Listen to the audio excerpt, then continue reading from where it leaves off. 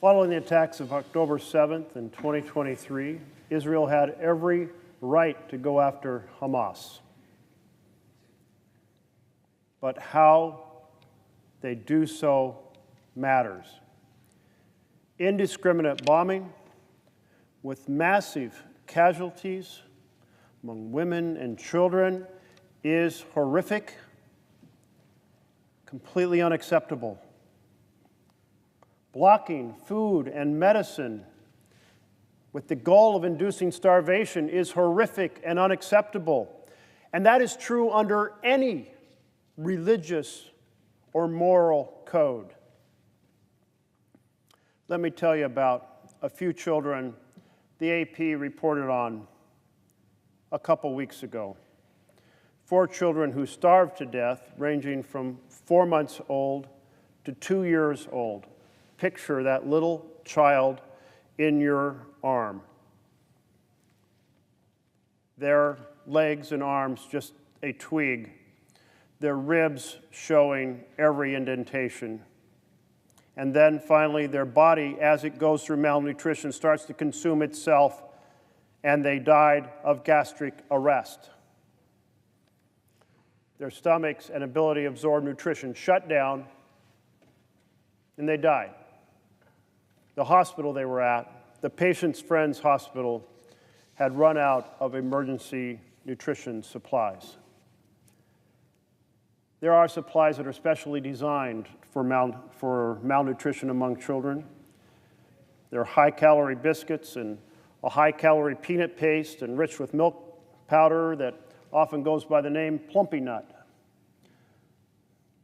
It's designed to help children. It has a long shelf life. It doesn't have to be refrigerated to help save them from severe acute malnutrition. Couldn't we have enough such assistance that no child would be starving to death in Gaza? Organizations across Gaza have been running out of these supplies. UNICEF warned that their locations are running out. In fact, they said they would run out of this high nutrition assistance for children 2 weeks from now. Doctors working with malnourished children are saying the wards are quiet. And if you've been around a ward of children, you know that they are not quiet. But why are these children quiet? Because they don't have the energy to cry. Nora has an 11-month-old son. He's deeply malnourished. He's missing his major developmental milestones. And she says, "My son is supposed to be drinking formula milk, but there is none. And I am barely able to breastfeed. My milk has almost dried up because I'm also not eating well." And in fact, Nora is in better condition than many other mothers because many mothers across Gaza were unable to breastfeed at all because of their own malnourishment. Sama, another mother, relays that her family was driven from their home by airstrikes, certainly true for almost every family in Gaza. And she says, "I am pregnant, but I have not eaten anything since yesterday." Dr. Mohammed Fadlallah of Doctors Without Borders says the Gaza health system is overwhelmed and it's collapsing. And a Doctors Without Borders report says that doctors and nurses are doing their best with dwindling supplies amidst near daily mass casualty incidents, and that their clinics report treating hundreds of people injured at food distribution sites and from ongoing attacks, while their doctors and nurses are working day after day, shift after shift, without eating themselves. The suffering is unimaginable. I've called for international reporters to be allowed in so we could all see exactly what is happening. I've called for members of Congress to be allowed in, to bear witness to what is happening. But the Netanyahu government has said no reporters, No, members of Congress. More than 60,000 Palestinians have been killed, widely reported. But understand this, 18,500 of them were children.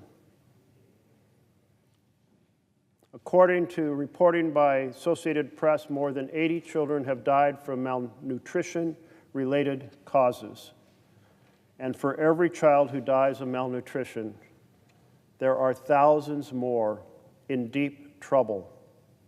UNICEF, on a July 25th report, said 320,000 children are at risk of acute malnutrition, with thousands already suffering from severe malnutrition, the deadliest form. This headline from the Washington Post, 60,000 Gazans have been killed, 18,500 were children. These are their names. That was in today's paper. Take a look at it, colleagues. Take a look at the pages of microscopic names, all children, and every name here on this poster, a child who is less than a year old. These are not just numbers. These are individuals beloved by their family, children who are dying, children who are deeply malnourished. Let me read you a couple names to remind us all of the fact that these are individuals just like you are an individual, just like I am an individual, my friends, my colleagues. Anissa Ali, Dia Saleh Musa, Basel Abu Jasser, Malik Abu Saif, Wael Asaf, Sama Darwish. All these children, almost 1,000 of them under the age of 1. They never got a chance to pursue their dreams. They were cut down by bombing and by malnutrition. The IPC, the world's leading hunger monitor, published a report on Tuesday. And I have that report here. Let me hold it up. This report, it says, and I quote, "The worst case scenario of famine is playing out in the Gaza Strip." The worst case. The World Food Program reports that hunger in Gaza has reached, quote, "astonishing levels of desperation, and a third of the population is not eating for multiple days in a row." But what do we hear from the head man, the leader in Israel, Netanyahu?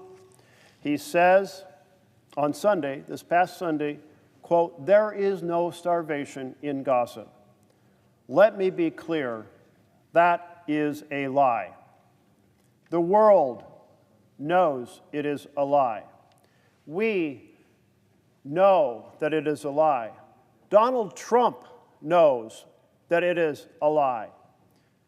President Trump said on Monday, quote, "Some of those kids, that's real starvation stuff. I see it, and you can't fake that." The use of food and water and medicine as a weapon of war against civilians, including against the children, the ill, the elderly, the women, it's unacceptable. It's unacceptable under international law. It's unacceptable under any religious or moral code. I have much more to share on this topic. Many more facts I'd like to present. But I want to make sure that my colleague from Maryland, Senator Chris Van Hollen, gets an opportunity to share his thoughts. Now, we have called on addressing starvation, the lack of food, going way back to January of last year, 19 months ago. We called on the Biden administration, we've called on the Trump administration. He has been a leader understanding and reporting so many facts to help the rest of us understand what is going on. I will be voting against any weapon of war provided to Israel until every child and every woman has adequate nutrition in Gaza. My colleague, I yield to my colleague. Mr. President. Chair recognizes the senator from Maryland.